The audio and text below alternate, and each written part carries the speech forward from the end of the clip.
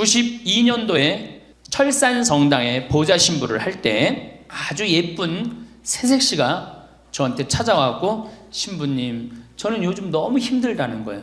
왜 힘드냐 그러니까 꿈에 자꾸 학도병 그 망토를 하고 그런 학도병이 나타나는데 너무 고통스러워 한다는 거예요. 너무 고통스러워 한다고. 그래서 그 학도병이 계속 꿈에 나타난다는 거예요. 그냥 한번 꾸고 지나가면 모르는데 정기적으로 계속 나타난다는 거예요. 결혼한 지 얼마 되지도 않았는데. 그래서 내가 그러면은 시아버지를 좀 찾아가라. 시아버지한테 가갖고 혹시 36년 동안 나라 뺏긴 정말 서러운 시절에 41년부터 우리나라가 뭐를 많이 끌려나갔어요? 학도병을 많이 끌려나갔어요. 혹시 형제 중에 그런 분이 있는지 알아봐라. 그랬더니 갔다 왔더니 시아버지 동생이 징용에 끌려갔다는 거예요. 시아버지 동생이. 그러면은 분명히 그 영혼이 바로 자매가 하느님을 믿으니까 그 영혼이 자매의 도움을 필요로 하는 거다. 나하고 미사 넣고 같이 그 영혼을 위해서 기도하자. 그러고 정말 한 달 동안 내가 또 막 새 신부였냐, 새 신부. 막 새 신부였을 때니 얼마나 정성스럽게 미사를, 정말 제가 굉장히 정성스럽게 미사를 드렸어요. 그 영혼의 이름을 이제 알아갖고 와갖고 굉장히 미사 때마다 천국에 갈 수 있도록 해주십시오. 천국에 갈 수 있도록 해주십시오. 이 영혼이 만약에 연옥에 있다면 하느님 당신의 은총으로, 예수님 당신의 십자가의 피로 천국에 갈 수 있도록 해주십시오. 계속 했어요. 근데 한 달이 지났는데 그 자매가 저를 찾아왔어요. 신부님, 어제 꿈에 그 학도병이 네 덕분에 내가 좋은 곳에 간다고 고맙다고 그러고 떠나갔다는 거예요. 누구 덕분에? 그 손자 며느리 덕분에 이 학도병은 우리 천주교는 뭐가 있어요? 연옥이 있어요. 연옥. 이거를 우리 가톨릭에서는 림부스라고 그래요. 림부스. 림부스의 의미는 뭐냐면은 천당 가장자리, 천당 끄트머리, 이거를 뭐라고 그러냐면 근처, 언저리를 림부스라고 그래요. 림부스. 이걸 연옥이라고 표현하는 거야. 천당 바로 직전에. 그 다음에 이 림부스 끄트머리도 아니고 맨 끝에 있는 건 뭐야? 이건 지옥이야. 이건 뭐 가지도 못하는 거야. 여기에 얹혀 있는 영혼들, 오도 가도 못하는 불쌍한 영혼들이 누구의 기도를 간절히 바라요? 살아있는 우리의 기도를 간절히 바라는 거예요. 미사는 하느님께 드리는 최고의 경배이면서 고통스러운 연옥의 문을 열어주는 황금 열쇠예요. 성 그레고리오는 말합니다. 어떤 연옥 영혼을 위하여 미사가 봉헌되면 그동안은 그 영혼의 괴로움이 아주 중지되든가 또는 적어도 얼마만큼 가벼워진다. 내가 신부가 미사를 이렇게 봉헌할 때 항상 연옥 영혼을 위해서 간절히 기도합니다. 이 연옥 영혼이 있다면 하느님 정말로 빨리 당신 품으로 끌어들이시라고. 이 세상에서 착하게 산 사람은 반드시 천당에 올라갈 거고 그렇지 못한 사람은 연옥에서 단련을 받아야 돼요. 연옥에서. 제가 이렇게 뭐 사제생활 길게는 안 해봤지만 사제생활하면서 많이 느끼는 것 중에 하나가 불쌍한 영혼들이 너무 많다는 거예요. 우리의 기도를 필요로 하는 영혼들이 너무 많다는 거예요. 그러니까 미사 봉헌할 때 우리 자식 공부 잘하게 해주시고, 우리 남편 저기 뭐 회사 안 떨어지게 해주시고, 우리 집 아파트 뛰게 해주시고, 그건 문제도 아니야. 지금 미사를 봉헌하는 순간은 뭐가 가장 중요해요? 영혼의 구원이 가장 중요한 순간이에요. 근데 우리 그냥 미사하면서도 그냥 엉뚱한 기도만 하는 거. 무슨 기도에? 세상의 복만 누리기를 기도하는 거예요. 미사는 그런 게 아니에요. 세상의 복을 누리기 위해서 드리는 게 미사 아니에요. 하나님께 찬양 드리고 또 영혼의 구원을 위하여 드리는 미사가 미사라는 거예요. 이 로마의 성 바오로 아시죠? 바오로 성인. 그 기념 성당으로 이 성당 아주 근사하게 전했죠. 그 성당에서 미사를 거행하던 성 벨라도는 이렇게 얘기해요. 수많은 천사들이 전 세계에 사제들이 바치는 희생제사, 즉 예수님의 십자가의 희생에 의하여 연옥으로부터 해방된 영혼들을 천국으로 데려가느라고 오르락내리락 하는 장면을 봤다는 거. 성 벨라도 성인은 그 미사를 드리는 동안 어떻게 수많은 영혼들이 천당에 올라가는 걸 본다는 거예요. 성 요한 보스코, 우리 청소년들의 주보 성인인 요한 보스코는 뭐라 그래? 미사의 거룩한 희생 제사는 미사의 거룩한 희생 제사는 연옥의 불쌍한 영혼들을 도와줍니다.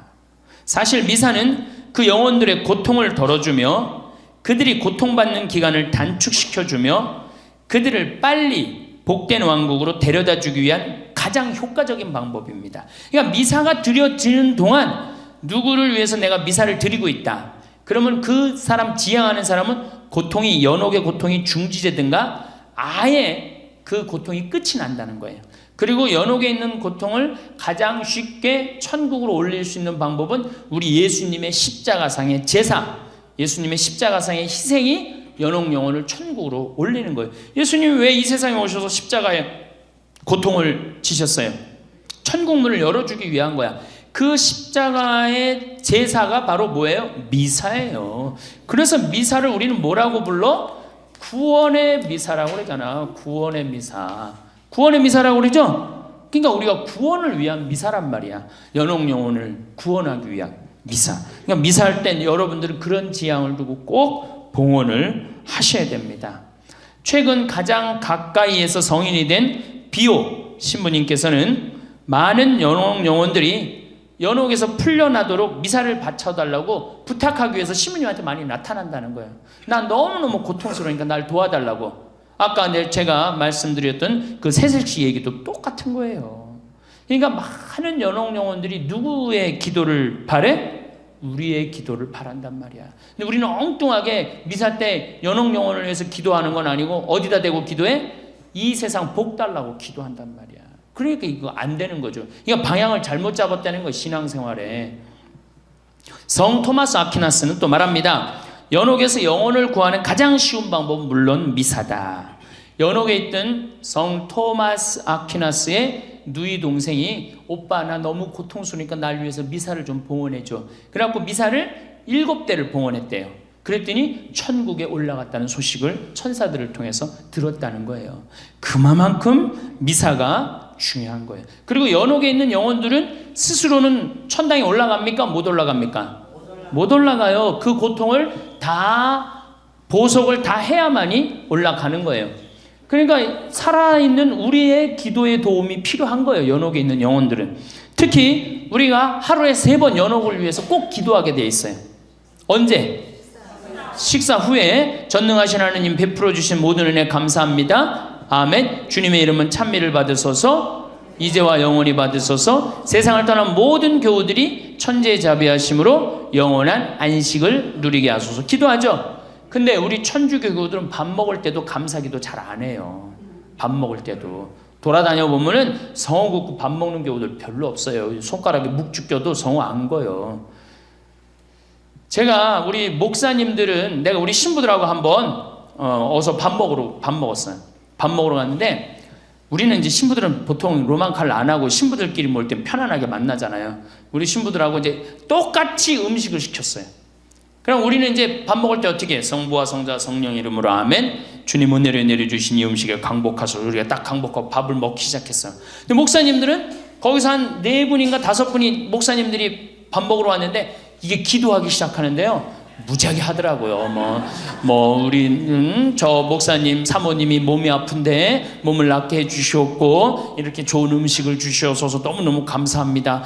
또 다른 목사님이 또 그냥 우리 저 목사님 새로 목회를 시작하셨는데 목회 잘하게 해주시었고 막 기도하는데 우리 밥 다 먹을 때까지 감사 기도를 하는 거예요.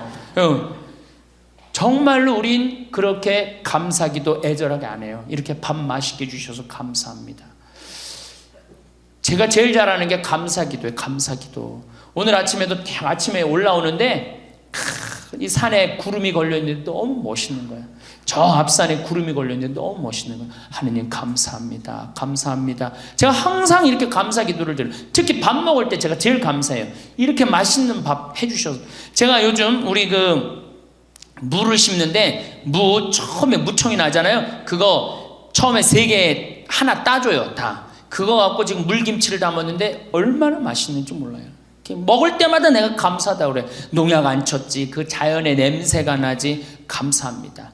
이렇게 밥 먹을 때 내가 감사 기도할 때 연옥 영혼들이 어떻게 해? 다 쳐다보고 밥 먹어라. 맛있게 먹어라. 먹고 난 다음에 누굴 위해서 기도하니까 나를 위해서 기도하니까. 근데 우리 천주교 교우들이 밥 먹고 그냥 일어나서 가는 경우가 천지야. 연옥 영혼들이 얼마나 허무하겠어. 저걸 기도를 해주고 가야지 나한테 오는데 그 공덕이. 그냥 밥 먹고 일어나. 여러분들 밥 먹고 난 다음에 꼭 어떻게 세상을 떠난 모든 교우들이 천주의 자비하심으로 영원한 안식을 누리게 해달라고 기도하셔야 돼요. 많은 분들이 그럴 거예요. 죽음은 끝이지 있긴 뭐가 있어. 하느님 뭐가 있어.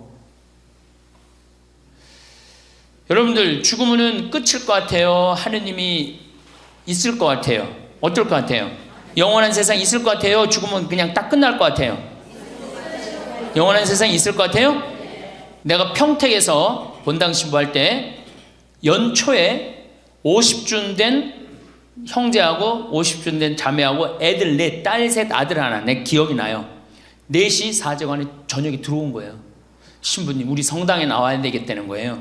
그래서 왜 그러느냐 그랬더니 사실은 우리 아버지가 살아생전에 성당 교회 나가려고 그러면은 못 나가겠다는 거야. 하느님이 있긴 뭐가 있느냐고. 하느님을 믿느니 뭐를 믿겠다? 내 주먹을 믿겠다고 그래. 주먹을 믿겠다고. 주먹이 뭐 해주는데?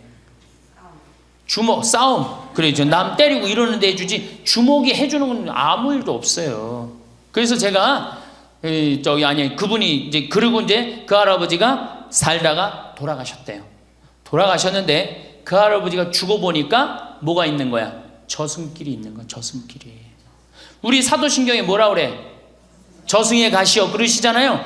그 저승길이 있는 거예요. 그러니 기가 막히잖아. 자기가 이제 이게 지금 살아생전에 자식들 신앙생활도 못하고 하느님을 믿느니 죽어서 뭐가 있느냐? 내 주먹을 믿겠다고 그러는데 죽어보니 저승길이 있는 거야. 그래서 이 할아버지가 저승사자한테 그랬대요. 그게 뭐 천사인지 뭐 정말 저승사자인지 누군지 모르겠지만은 난 돌아가야 된다고. 내 자식들한테 저승길이 있는 걸 알려줘야 된다고. 그래갖고 이 할아버지가 관을 묻는데 하관을 하는데 관을 두들긴 거예요. 정말로. 그래갖고 문을 열어보니까 아버지가 살아 돌아온 거예요. 믿어지지 않는 일이죠. 그 자식도 그냥 정말로 미치는 일이지. 죽었던 아버지가 3일 만에 돌아와갖고 내가 죽어보니 저승길이 있단다. 니네들 성당에 나가라. 그리고 일주일 살다 돌아가신 거예요. 그래갖고 이제 그 장례를 최종적으로 하고 우리 집에 온 거예요. 사제관에 자기네들 성당 하느님 믿겠다고. 눈이 빨개져갖고 온 거예요. 살아생전에 여러분들 그런 경험하면 어떨 것 같아? 그럼 미치겠죠? 야 이게 죽었던 사람이 와서 저승길이 있다고 알려주니 이거 미치는 거죠. 그래갖고 교리에 등록을 해갖고 얼마나 열심히 교리를 받았는지 몰라요. 그래갖고 세례를 받았어요. 그런 경험도 있어요. 물론 그분들 한 6개월 지나고 나면 다시 냉담했어요. 여러분들 기적이 일어나면 내가 신앙생활 잘할 것 같다. 하느님이 징표를 보여주면 내가 신앙생활 잘할 것 같다. 그런 생각 들죠? 의심이 날 때 그런 분들은 기적이 일어나도 6개월 지나고 1년 지나면 까먹어요. 믿음은요 본다고 믿는 게 아니에요. 보지 않고도 믿는 게 진짜 믿음이라고 누가 얘기했어? 예수님이 얘기했어요. 예수님이. 아무리 물론 그분들 다시 또 이제 난 하느님을 믿는다고 생각하지만은 믿음이라는 건요 그냥 하느님 이 자체가 하느님인데 온 세상에 하느님의 기운이 들어있는데 뭘 증거를 바라봐. 지금 내가 살아있는 것 자체가 이게 기적이고 이게 신앙인데. 그래갖고 내가 그렇게 세례줬던 경험도 있습니다. 그래서 이 죽음은 뭐가 있느냐? 아니에요.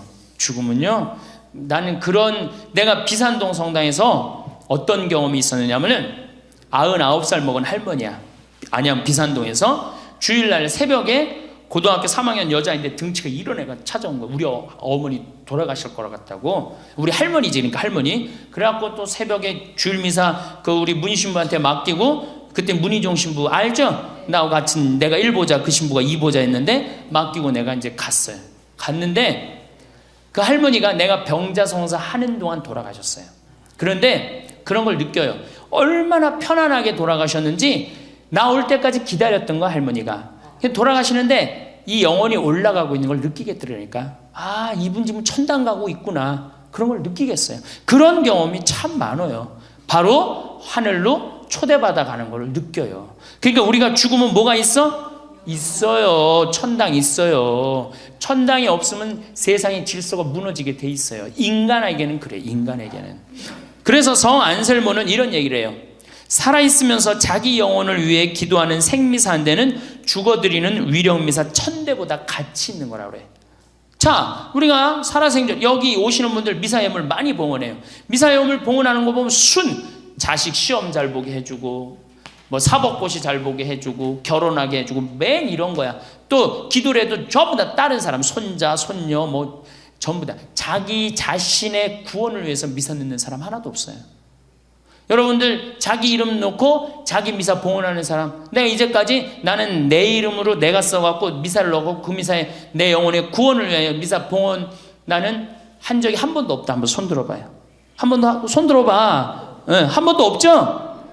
아니, 살아생전에 자기 자신을 위하여 드리는 미사 한 대는 죽어드리는 위령미사 1000대보다 낫대는데, 아니 20년 30년 신앙생활하면서 자기 영혼의 구원을 위해서 미사를 한 대도 안 드렸다. 신앙생활 헛된 거지. 그렇죠? 다시 한번 손 들어봐. 나를 위해서 미사를 한 대도 내가 안 드렸다. 헌금 넣고 손 들어봐. 내가 혼 안 낼 테니까 손 들어봐요. 신앙생활 헛된 거요. 신앙생활.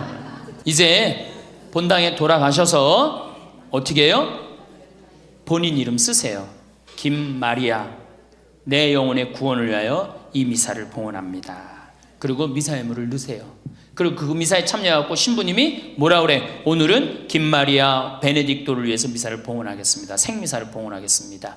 그래갖고 그 미사를 할 동안 하느님한테 애절하게 기도하세요. 하느님, 나는 천국에 가고 싶습니다. 이 예수님의 피로써, 예수님의 십자가상의 이 피로써 내가 구원될 수 있도록 정말로 신부님 정성스러운 미사, 나 영혼의 구원을 위한 큰 도움이 됐으면 좋겠다. 그렇게 한번 미사를 한번 봉헌해 보세요. 미사가 절절하지. 그렇게 생각 안 하고 미사를 하니까 판교에 2번 갯돈을 타갖고 내가 이번에 청약을 해야 되는데 동탄에 내가 이번에 청약을 해, 이런 생각만 미사 내내 하다가 끝나는 거예요. 예수님이 이 세상에 오셔서 하신 가장 많은 이야기가 무엇입니까? 서로 사랑하랍니까? 아니에요. 성서 전체를 훑어보면 온통 하늘나라 이야기뿐이에요. 마테오 복음만 제가 예를 들겠습니다. 예수님께서 40일 동안 단식한 후 갈릴레아 전도 여행을 시작하시기 전에 하신 첫 말씀이 뭐야? 회개하여라, 하늘나라가 다가왔다. 하늘나라가 다가왔다. 예수님이 하신 첫 마디가 뭐야? 하늘나라야, 하늘나라. 그 다음에 이 산상설교 마테오복음 뭐라 그래? 하늘나라를 위해 박해받는 사람들은 기뻐하고 즐거워하여라. 하늘에서 받을 상이 크다. 하늘에서 하늘나라 천국에서 받을 상이 크다 이거야. 자기 형제에게 멍청이라고 하는 자는 불붙는 지옥에 던져질 것이다. 지옥 말씀하셨죠? 네. 지옥에 던져질 것이다. 온몸이 지옥에 던져지는 것보다 지체 하나를 잃는 것이 낫다. 하늘나라와 지옥에 대해서 분명하게 말씀해 주셔요. 하늘나라와 지옥에 대해서. 누구든지 사람들 앞에서 나를 안다고 증언하면 나도 하늘에 계신 내 아버지 앞에서 그를 안다고 증언할 것이다. 하늘에 계신. 그렇죠? 하늘나라, 하늘에서 하늘에 계신. 예수님은 또 하늘나라가 얼마나 가치 있는 곳인지 다음의 비유를 들어 말씀하십니다. 하늘나라는 밭에 숨겨진 보물과 같다. 그 보물을 발견한 사람은 그것을 다시 숨겨두고서는 기뻐하며 돌아가서 가진 것을 다 팔아 그 밭을 산다. 자, 하늘나라는 밭에 숨겨진 보물. 아니, 내가 지금 배추 심고 무 심는데, 봤더니 어떻게? 내가 지금 배추밭, 무밭 빌려서 하거든요. 근데 알고 봤더니 그 보물이 있어. 가득 들어있어. 배추 심는데.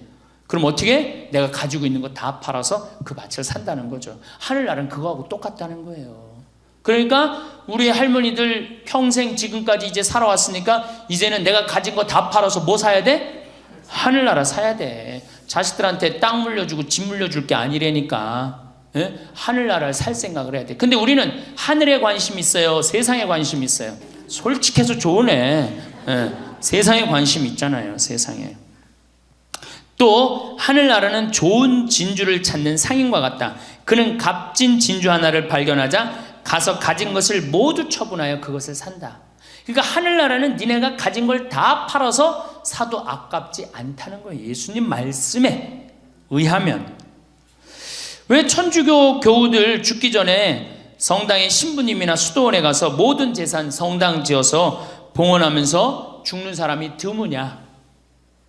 나는 이제까지 지금 17년 사제 생활하면서 수원교구에 정말 돈 많은 사람이 죽으면서 내가 성당 하나 져서 봉헌하겠다 30억 40억 기증하고 죽은 사람 하나도 못 봤어요.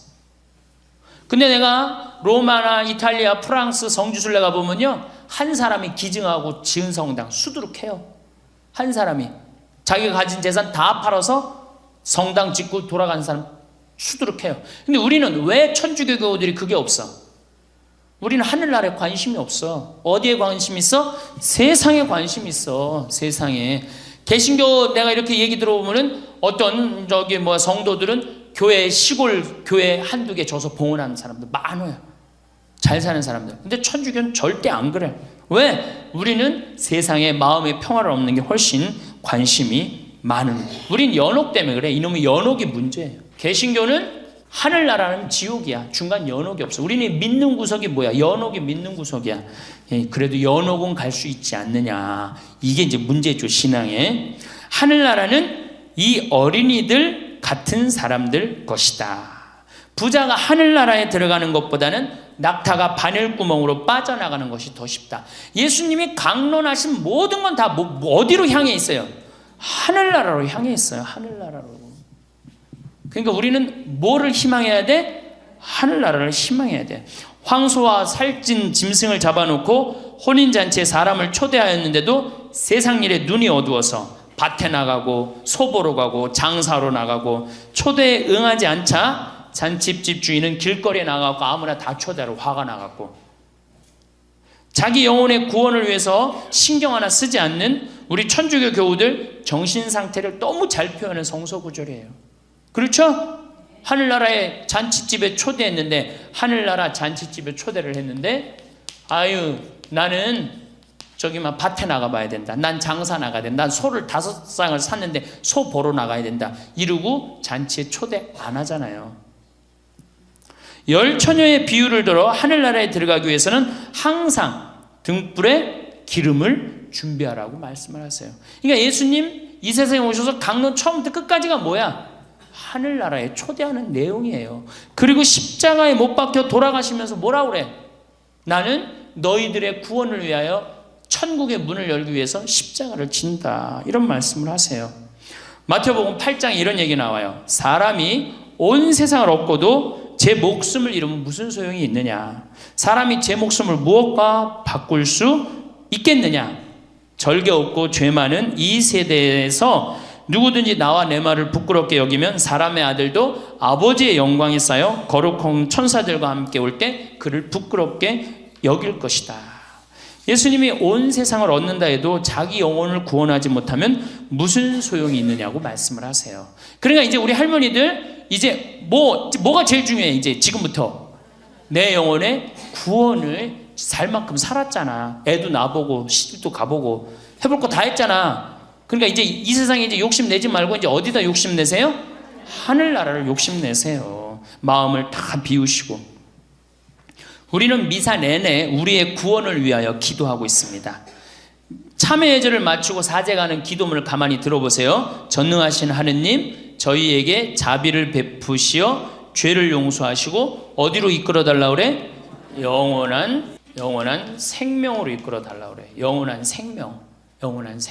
그렇죠? 사도신경 마지막에 뭐라 그래? 거룩하고 보편된 교회와 모든 성인의 통공을 믿으며 죄 용서와 육신의 부활을 믿으며 영원한 삶을 믿나이다.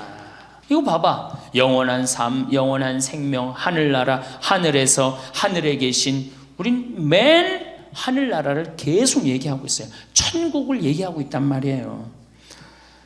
아울러 성찬전례 이 양식을 보면 사제는 죽은 이들을 위해서 기도해요. 이 세상에서 불러가신 베드로를 생각하소서, 이 세상에서 불러가신 데레사를 생각하소서, 이 세상에서 불러간 요한을 생각하소서. 그는 세례를 통해 성자의 죽음에 동참하였으니 그 부활도 함께 누리게 하소서. 그렇죠? 부활, 죽었다가 살아나는 거, 예수님 부활하신 것처럼 그 부활도 함께 누리게 하소서. 아울러 신부는 미사를 봉헌하면서, 사제는 미사를 봉헌하면서 하느님을 믿지 않고 죽는 이들을 위해서도 기도해요. 뭐라고 그러냐면은 부활의 희망 속에 고이 잠든 교우들과 세상을 떠난 다른 이들도 모두 생각하라는 거야. 그렇죠? 부활의 희망 속에, 부활의 희망 속은 누가 바라는 거야? 우리들이죠? 아울러 세상을 떠난 모든 이들도 생각하시어 그들이 주님의 빛나는 얼굴을 배웁게 하소서. 어디에 계신? 하늘에 계셔서 빛나는 얼굴을 배웁게 해달라는 거. 그냥 미사 내내 뭐를 위해서 기도해? 구원을 위해서 기도하는 거. 구원을 위해서. 아울러 미사를 봉헌하는 이들을 위해서도 신부는 기도해요. 뭐라 그래? 저희에게도 자비를 베푸시어 영혼으로부터 주님의 사랑을 받는 하나님의 어머니 복되신 동정 마리아와 복된 사도들과 모든 성인들과 함께 어떻게 영원한 삶을 누리게 하소서. 그러잖아요. 참. 그러니까 미사 내내 하느님께 찬양 드리고 경배 드리고 그 다음에 뭐를 위해서 기도드려? 구원을 위해서 기도해요. 어제 미사 경문 봐요. 하느님께 경배드리고 그 경배가 우리 구원의 길이 되게 해달라고 기도하죠. 그러니까 우리 신앙의 근본적인 목적은 뭐야? 하느님께 경배하고 그 다음 뭐야? 내 영혼의 구원을 위한 거예요. 마음의 평화를 얻기 위해서 나오는 게 아니에요. 하느님께 경배드리고 내 영혼의 구원을 위해서 기도하는 거예요. 우리는 이런 미사의 의미도 모르고 미사 때 누구를 기억하는 일도, 죽은 이를 기억하는 일도, 나의 영혼을 위해 기억하는 일도 없고 엉뚱한 것만 기억하잖아요. 돈 많이 벌게 해주고 건강하게 해주고.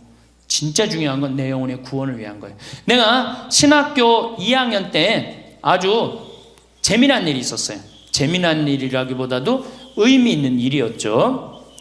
제가 사실 신학교 들어갈 때 우리 집에서 성당 다니는 사람이 아무도 없었어요. 나만 성당 다녔어요. 나만 성당 다녔으니까 집에서 이해가 안 가는 거죠. 신학교 간다니까. 장가도 가야 되고 애도 놓고 살아야 되는데 신학교 간다니까 집에서 이해가 안 돼요. 제가 신학교 합격하던 날 어머니한테 두들겨 맞았어요. 신학교 합격한 거 뭐 자랑이냐고 막 때려갖고 집에서 쫓겨났어. 합격하던 날. 그리고 입학식 날도 신학교 입학을 했는데 다 와갖고 뭐 입학식 끝나고 사진 찍으러 간다고 뭐 다 나갔는데 나만 아무도 안 왔어. 나만. 그래갖고 이제 다 사진 찍으러 나가고 강당, 신학교 강당에서 가만히 있는데 뒷꼭지가 가렵더라고. 이렇게 쳐다보니까 2층에서 어머니가 3분 동안 째려보더니 그냥 집에 가더라고. 진짜로. 그러니까 나는 신학교 1학년 때 외출을 해도 문 다 걸어 잠고 집에서 아무도 없었어요. 집에도 안 가고 어머니한테 성당 나오라는 말도 못했어요. 마저 죽지. 성당 나오라고 그러면은 뭐 성당을 나가면 뭐 김씨에서 황씨로, 우리 어머니가 김씨거든요. 김씨에서 황씨로 바꾼다. 내가 세례를 받으면 10손가락 장을 다 지진다. 막 그랬는데 어떻게 성당 나오라고 그래요. 그냥 신학교 그냥 억지로 간 것만 해도 그냥 감지덕지제. 한 번도 어머니 아버지한테 성당 나오라는 소리를 안 했어요. 다만 신학교에서 매일 저녁에 부모를 위한 기도서 그때 88페이지인가 매일 부모를 위한 기도 바쳤어요. 그런데 어머니가 세례를 받은 거예요. 2학년 때 와보니까 어떻게 세례를 받았냐고 그러니까 꿈에 교황님이 이렇게 주교님들을 모시고 꿈에 우리 집에 딱 문을 열더니 이 집에 신부가 날 집인데 네가 고집을 피면 어떻게 하느냐. 그렇게 꿈에 나타났다는 거예요. 우리 어머니는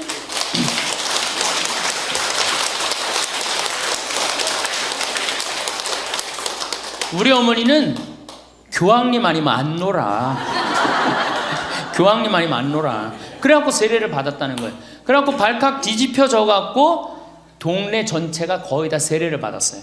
저 때문에. 우리 윗집도 사실은 그분이 경기도청의 국장님, 굉장히 아주 높은데 병이 들어갖고 우리 윗집에 사시는 분이었는데 이분이 평생 절에를 다녔어요.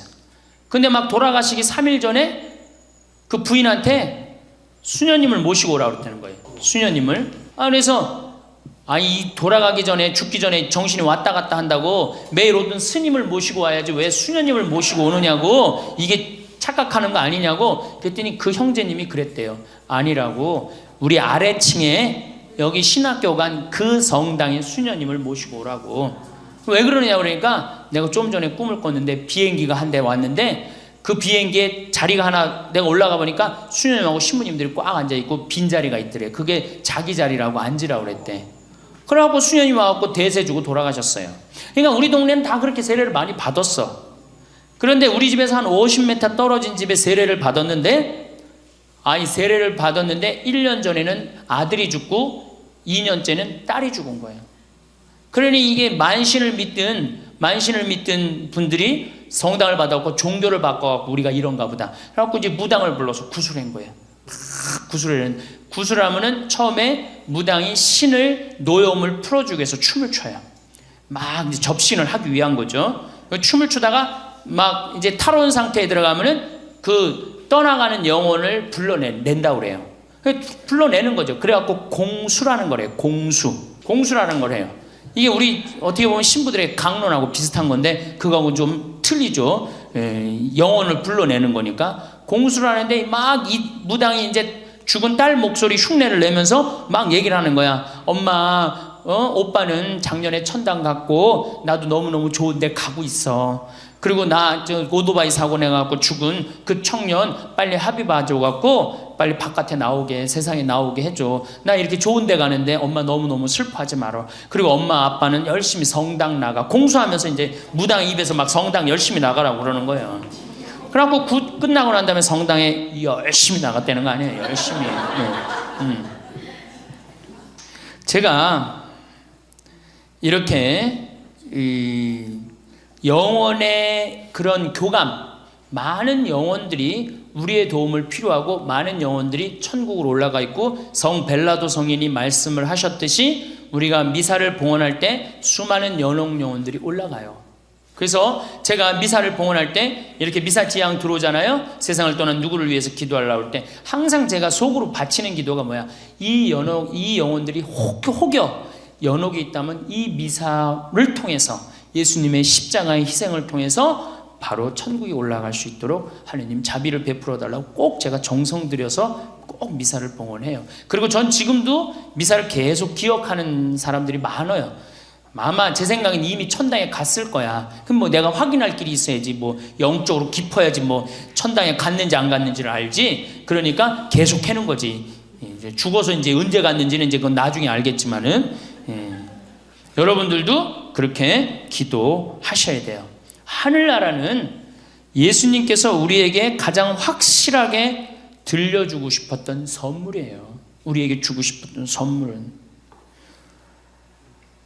우리가 마지막 날에 오른편에 앉느냐 왼편에 앉느냐, 아니면 쭉정이 걸러가고 영원히 꺼지지 않는 불 속으로 들어가느냐는 우리가 이 세상에서 어떻게 사느냐가 중요한 거예요.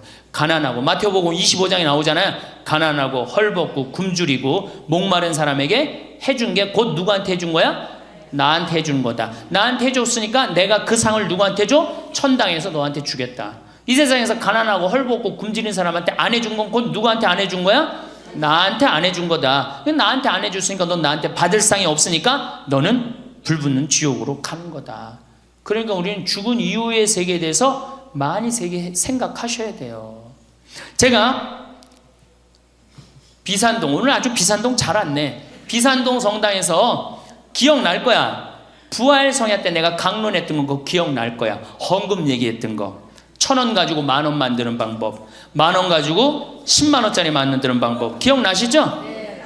기억나는 분들, 야 15년 전 강론을 기억을 하네. 제가 뭐라고 그랬어요?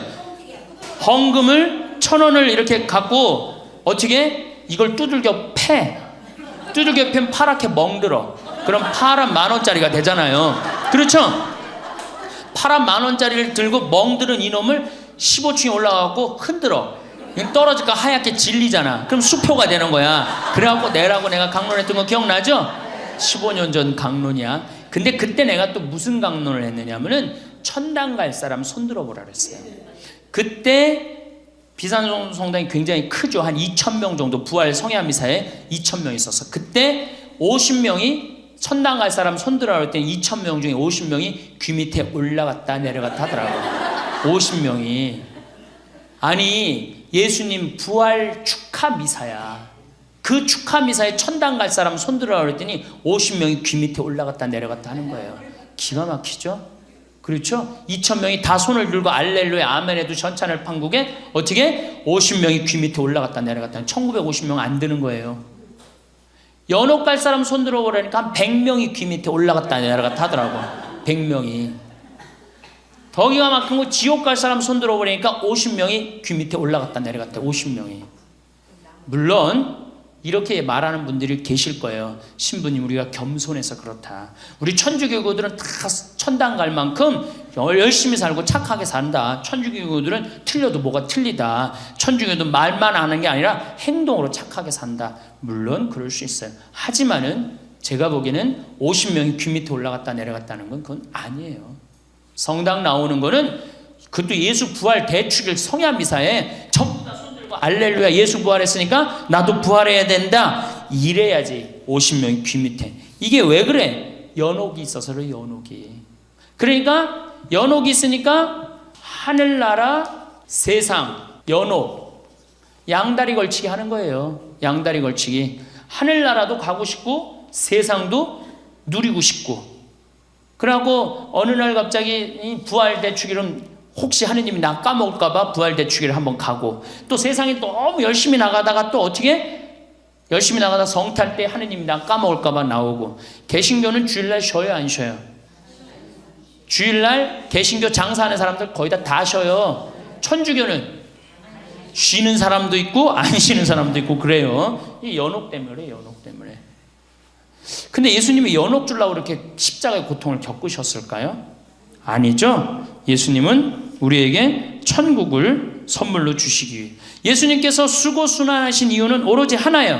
바로 우리 인간들이 구원되어 천국에 가기를 원하시기 때문이에요. 천국은 결코 비좁은 곳이 아니에요. 내 아버지의 집에는 있을 곳이 많다. 나는 너희들 있을 곳을 마련하러 간다. 이렇게 말씀. 있을 곳이 많다고 그랬는데 2,000명 중에 50명이 귀 밑에 올라갔다 내려갔다 하면 어떻게 2,000명 다 손들어도 있을 곳이 많다는데. 그래서 우리 할머니들 이제 우리가 신앙생활하는 근본 목적은 뭐예요? 하느님을 경배하기 위한 거예요. 우리가 사는 모든 건 하느님의 은총이기 때문이에요. 우리가 누리고 있는 건 모든 건 하느님의 은총이에요. 저는 요즘 이 세상이 왜 전쟁과 죄악과 환경 파괴로 사느냐 하면은 우리가 하느님 앞에서 겸손하지 않기 때문에 그래요. 우리 인간이 지금 자연으로부터 받는 혜택, 저 많은 산에서 뿜어져 나오는 산소 덕분에 우리가 사는 거야. 그러니까 저 산을 봐도 산아 참 고맙다. 네가 있어서 내가 사는구나. 하느님께서 이렇게 아름다운 산을 조화롭게 만들어 놓으셔서 내가 사는구나. 감사하게 생각해야지. 저 산을 파헤치고 망가뜨리고 자기네들 해고 싶다고 골프장 그냥 다 밀어내고 그냥 자기네들 누리는 것만 다 쓰잖아요. 파괴하고. 하느님께 경배하지 못하기 때문에 그래요. 하느님께 감사하지 못하기 때문에 그래요. 나는 천주교 요리문답 1조가 너무 마음에 들어. 사람이 무엇을 위하여 세상에 났느냐? 천주를 알아 공경하고 자기 영혼의 구원을 위하여 났느니라. 우리가 이 세상에 와갖고 어떻게 구원받지 못하면은 우린 소용이 없는 거예요. 엄마 뱃속에 10달 동안 준비해갖고 얼마를 살아? 이제 100년을 살아. 100년을 준비해서 어떻게 살아야 돼? 영혼을 사는 거예요. 그렇죠? 엄마 뱃속에서 10달을 준비해서 100년을 살고 100년을 준비해서 우리는 뭐를 살아? 영혼을 사는 거야. 우리는 하늘나라에 대한 희망이 간절해야 돼요.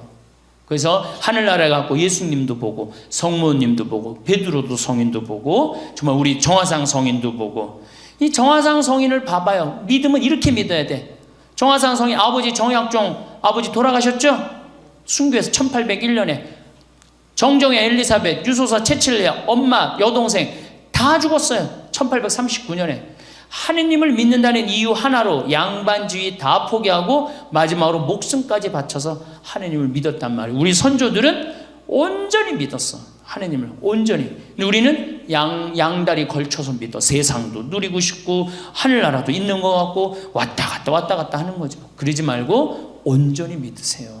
그래야지 우리가 정말로 죽었을 때 정말로 천국의 찬란한 빛 속에서 영광스러운 하느님 오른편에 앉으실 수 있는 거예요. 그래서 여러분들 앞으로 하느님께 경배드리고 또 어떻게 내 영혼의 구원을 위해서 미사 때 간절히 기도하시면은 사실 그러고 나면요 세상 걱정 하나도 없어요. 세상 근심 걱정할 게 하나도 없어. 이 세상 곧 짧은 거 뭐 그렇게 매달려갖고 고통스럽게 연연하고 그래요. 영원한 생명을 희망하는 우리들인데, 하느님의 상속자가 된 우리들인데, 그러니까 우리는 그때 뭐를 누릴 수 있어? 마음의 평화를 누릴 수가 있는 거예요. 바쁜 일상을 살아가다 보면 문득 허전함을 느낄 때가 있습니다. 아침에 눈을 뜨면 해야 할 일들이 머릿속을 가득 채우고 하루는 순식간에 지나갑니다.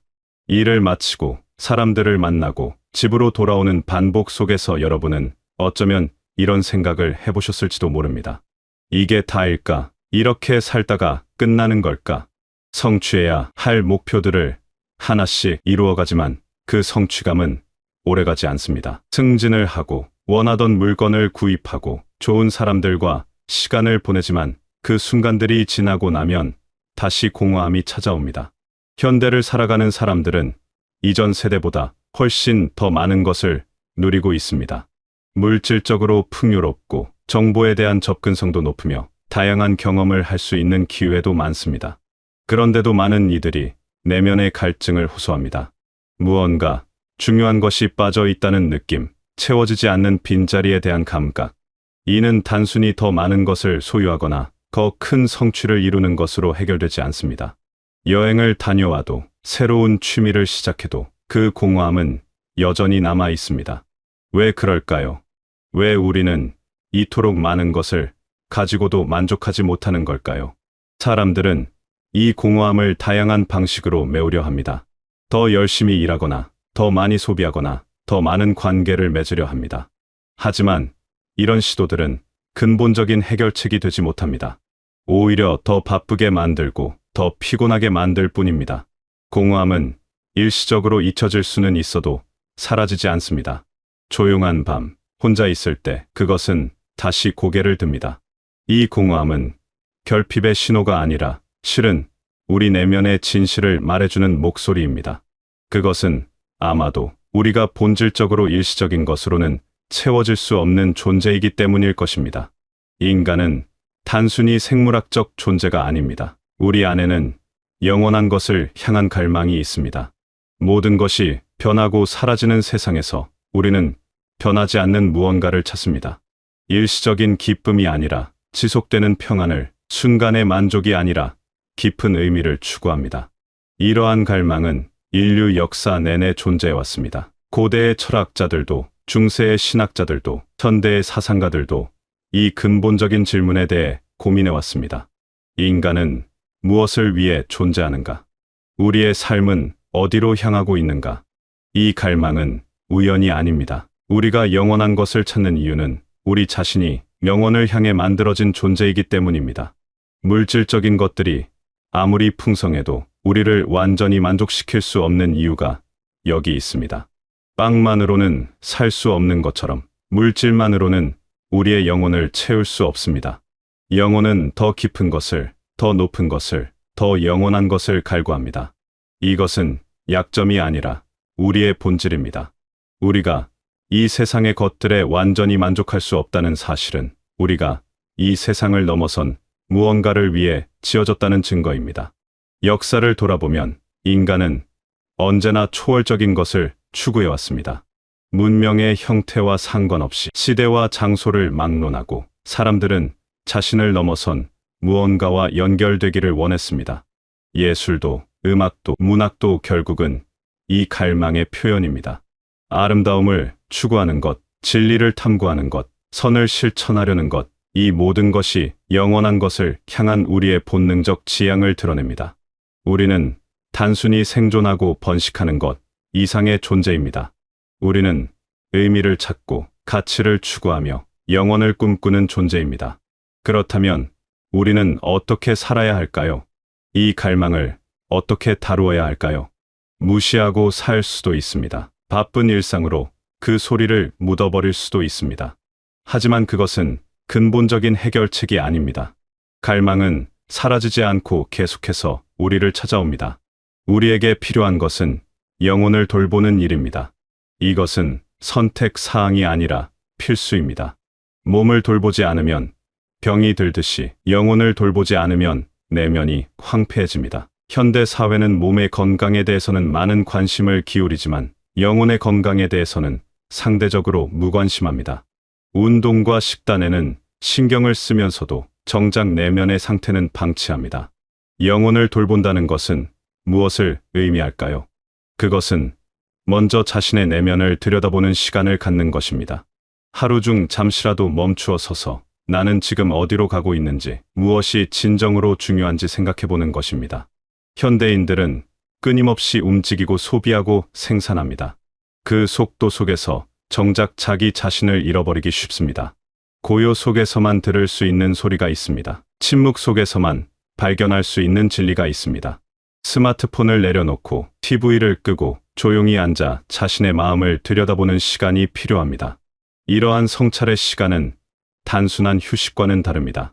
그것은 적극적인 내면의 작업입니다. 자신의 생각과 감정을 정리하고 자신의 행동을 돌아보며 자신이 진정으로 원하는 것이 무엇인지 파악하는 과정입니다. 우리는 종종 타인의 기대나 사회의 요구에 따라 살아가다가 정작 자신이 누구인지 무엇을 원하는지 모르게 됩니다. 성찰은 우리를 본래의 자리로 돌려놓습니다.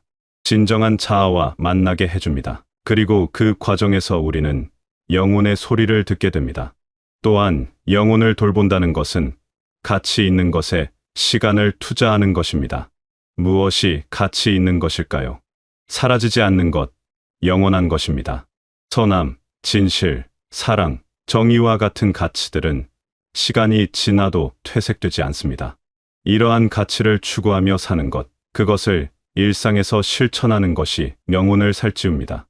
다른 사람에게 선을 베풀 때, 정직하게 살아갈 때, 사랑으로 행동할 때 우리의 영혼은 성장합니다.